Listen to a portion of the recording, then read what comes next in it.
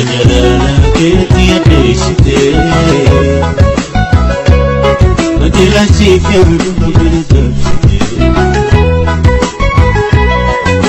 Kujara la bina de bulite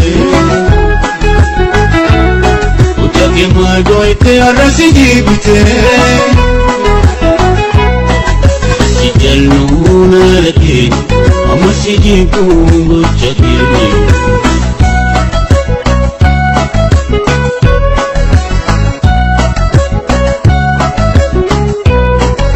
Bedar bende bitu Amesi madu itesi tinggal bitu Bedar bende bitu Amesi madu itesi tinggal bitu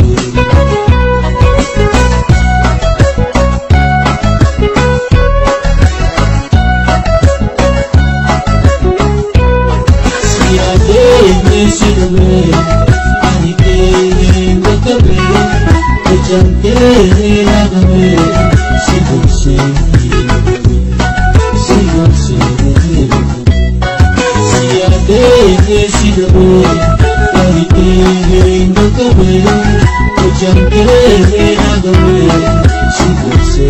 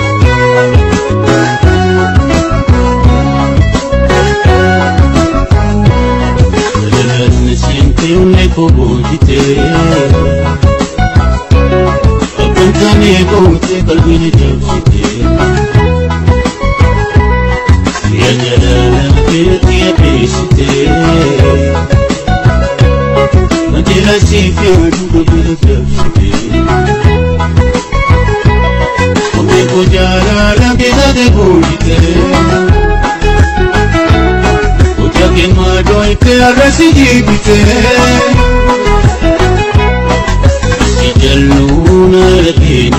amasi jipungu chakirni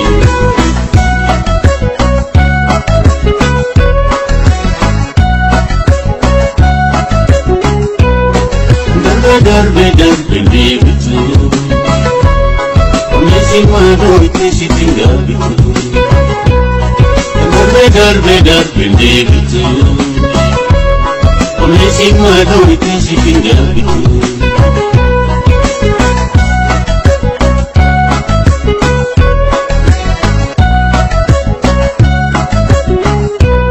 Siade